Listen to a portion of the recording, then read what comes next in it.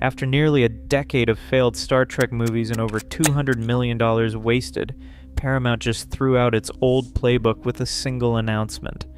They are pitching a series about Captain Kirk's lost first year commanding the USS Enterprise, fired up by showrunners, demanded by fans, and unlike anything the franchise attempted before.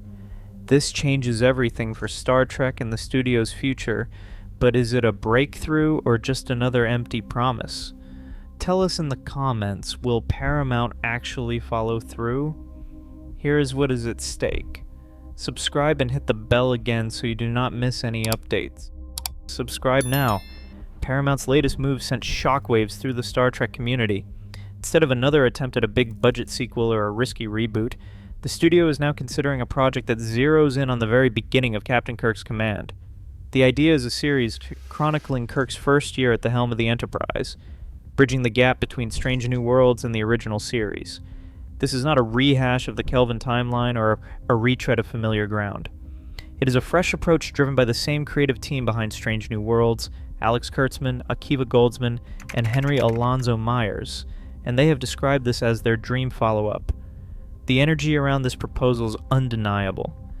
At recent conventions, the showrunners have openly encouraged fans to make their voices heard, calling on the community to write letters and demand that Paramount give this story a chance. Paul Wesley, who currently portrays young Kirk on Strange New Worlds, has publicly shared his enthusiasm for taking the lead in a series like this. Social media lit up with speculation and excitement, with hashtags trending and message boards flooded by fans eager to see a new era of Star Trek rooted in legacy but ready to chart new territory. What do you think? Will Paramount actually greenlight Year One, or will it become another canceled project? Tell us your prediction in the comments below. Here is what we know. The project is not greenlit yet, but the level of fan engagement and the creators' passion make this feel different from the endless cycle of announcements and cancellations. For Star Trek and for Paramount, this changes everything. The reality is, until executives sign off and cameras roll, nothing is guaranteed. Subscribe now and stay tuned, because every update on this story could shape the future of the franchise. Star Trek's cinematic ambitions hit a wall after 2016. Star Trek Beyond, the third film in the Kelvin timeline, managed $343 million at the global box office. With a production budget of $185 million before marketing, those returns barely covered costs. Paramount still pressed ahead. Chris Pine, Zachary Quinto, Zoe Saldana, and the rest of the Kelvin cast were lined up for a fourth movie, but negotiations collapsed over salary demands and creative differences. The studio cycled through directors and writers at a staggering pace. Quentin Tarantino pitched an R-rated Star Trek that made headlines and then vanished. Noah Hawley, known for Fargo, spent months developing a script that never saw daylight. Matt Shakman, fresh off WandaVision, was hired with a 2023 release date in mind, and he walked away when Marvel called. Each time, Paramount paid for scripts, director deals, and pre-production work. Over 9 years, the studio commissioned multiple screenplays, locked in talent, and scouted locations, only to shelve everything. Here's what we know. Industry estimates suggest as much as $200 million was spent on development, legal fees, and attachments without a single frame shot. The Kelvin timeline, which once brought in $1.2 billion across 3 films, ended not with a blockbuster, but with a string of cancellations and corporate write-offs. The reality is, Star Trek movies stalled out, leaving the franchise to survive and eventually thrive on streaming, where budgets and expectations follow a different logic. This changes everything for how Paramount approaches Star Trek moving forward. Here is what we know. The creative team behind Strange New Worlds, Alex Kurtzman, Akiva Goldsman, and Henry Alonzo Myers, are at the center of this proposed project. Their vision is to continue the story with the same cast that has already won over new and longtime fans. Paul Wesley, who stepped into the role of James T. Kirk in Strange New Worlds, is the frontrunner to lead as captain. Ethan Peck would reprise his role as Spock, and Celia Rose Gooding would return as Uhura. This is not a soft reboot or a recasting, it is a direct extension that uses the actors and character arcs already built over multiple seasons. The intention is to pick up precisely where Strange New Worlds leaves off, with Kirk's first year commanding the Enterprise. The producers have said publicly that this is the story they want to tell next, describing it as a natural evolution for the franchise. Their approach is rooted in continuity and respect for what has come before while still giving the freedom to explore new territory. The entire foundation, cast, sets, and creative leadership is already in place, making the transition from Strange New Worlds to this new chapter as seamless as possible. Every piece of this plan is designed to build on proven chemistry and audience goodwill, not to start from scratch. The next step is convincing Paramount that all the pieces are aligned for success. Subscribe to our channel for every Star Trek update. Hit the bell so you do not miss anything. The numbers tell their own story. Here's what we know. Producing a Star Trek streaming series like Year One costs a fraction of any attempt at a new theatrical film.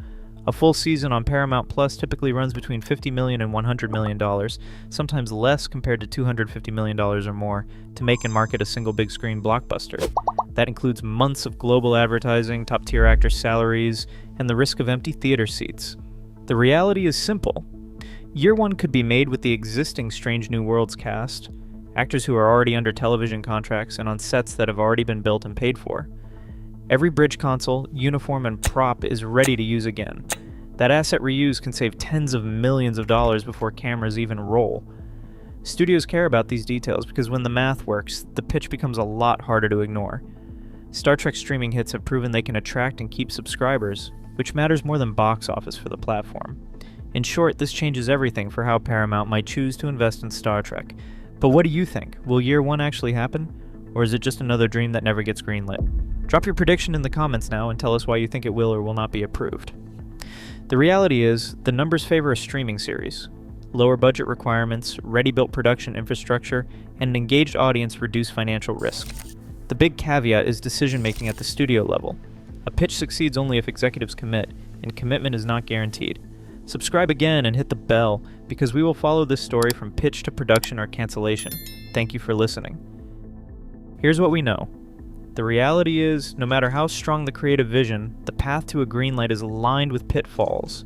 Paramount's track record is littered with projects that generate early buzz and then stall behind closed doors.